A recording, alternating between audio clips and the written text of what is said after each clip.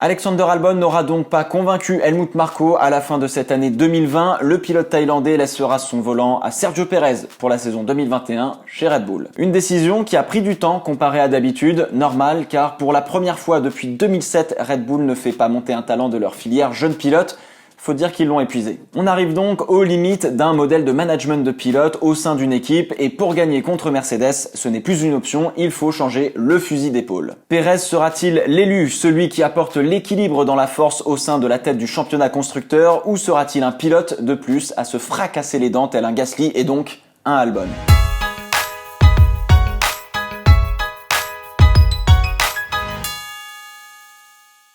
J'avais déjà fait une vidéo sur le problème de la Red Bull numéro 2 que je vous conseille fortement de voir ou de revoir avant de continuer celle-ci, car elle est la base de ce qui suit. Red Bull s'est enchaînée toute seule avec Verstappen. Ils ont l'obligation finalement de lui donner la meilleure voiture qu'ils peuvent.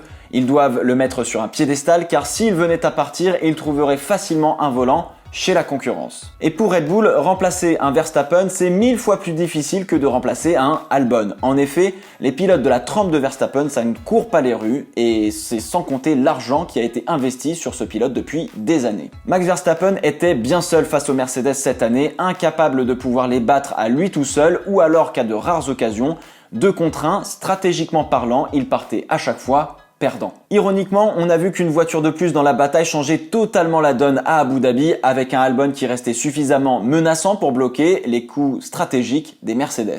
Et c'est ce que cherche Red Bull depuis le départ de Ricciardo, avoir 2 voitures, Verstappen pour la victoire, la deuxième pour l'y aider face aux Mercedes. Mi-2019, on se dit que le problème vient de Gasly qui n'arrive pas à performer et on peut tout à fait comprendre la logique de réflexion. Plus facile de changer un pilote qu'une voiture qui marche déjà pour Verstappen. La chute de Pierre Gasly de chez Red Bull a aussi été accélérée par le fait qu'en 2019, il y avait Ferrari dans la danse et que Red Bull pouvait encore moins se permettre d'avoir une voiture à la ramasse. On le remplace donc par Albon et on se dit que le problème est résolu. Puis bon, comme c'est un rookie, ça prendra un chouïa plus de temps. Albon a eu la chance, entre guillemets, que Red Bull soit suffisamment devant avec Verstappen pour assurer la 2e place du championnat, loin devant la bataille pour la P3 cette année. Et cela a laissé à Albon le temps de prouver qu'il progressait suffisamment vite. Albon a fait cette année une très bonne saison sur la piste, mais elle n'a pas été récompensée par ses résultats, bien au contraire. Incisif, il cherchait tout le temps la limite et il l'a dépassé plusieurs fois. Il a sorti un nombre incalculable de dépassements au frein en bout de ligne droite, ultra bien maîtrisé, bref, il a fait du meilleur boulot que Pierre Gasly avec le même matériel. Mais si on a vu un Albon plus incisif et plus engagé qu'un Gasly chez Red Bull, force est de constater que le résultat est toujours le même. La Red Bull numéro 2 est à la ramasse. Changer le pilote n'a donc toujours pas résolu le problème de Red Bull, avoir une 2e voiture pour donner des mots de crâne stratégiques à Mercedes et du coup gagner. Mais, on ne va et on ne peut toujours pas changer la voiture qui correspond parfaitement à Max Verstappen. Je fais une nouvelle fois référence à ma vidéo sur le problème de la numéro 2. Albon est encore trop loin, manque probablement d'expérience et regarde qu'il n'y a pas sur le marché, Sergio Pérez. Il coche finalement toutes les cases que cherche Red Bull. Expérience, check. Podium, check. Victoire, check. Vitesse, check.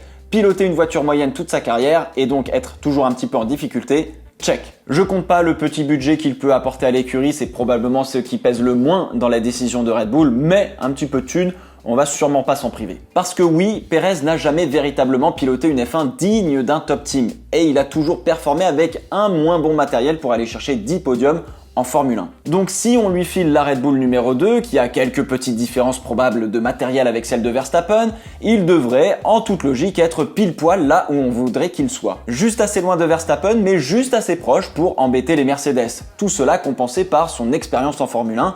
Elle est pas belle la vie? Bon, ça évidemment c'est sur le papier. L'intention est bien d'aller chercher les 2 Mercedes avec 2 voitures. En revanche, comment ils vont s'y prendre avec Pérez pour que ce soit véritablement le cas?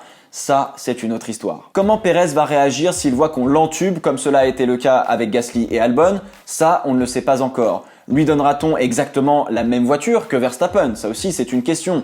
A-t-il le même style de pilotage que le pilote néerlandais? Les deux vont-ils bien s'entendre si jamais ça se termine mal sur la piste par exemple? Et quels sont les termes de son contrat et quid de la filière jeune pilote? Y a-t-il un véritable avenir à être pilote junior chez Red Bull? Verra-t-on Verstappen mettre une claque à Sergio Pérez? Bref, beaucoup de questions dont les réponses seront données au cours de la saison 2021 de Formule 1. Il y a quand même un petit goût assez amer de voir que Red Bull a planté 2 pilotes en 2 ans pour finalement trouver un pilote qui pourrait correspondre à ce qu'il cherche sur le papier, un super numéro 2. Cela a bénéficié à Pierre Gasly, au final, pas sûr que ce soit totalement le cas pour Albon qui restera sur la touche en 2021. Et vous, Pérez chez Red Bull, vous en pensez quoi ?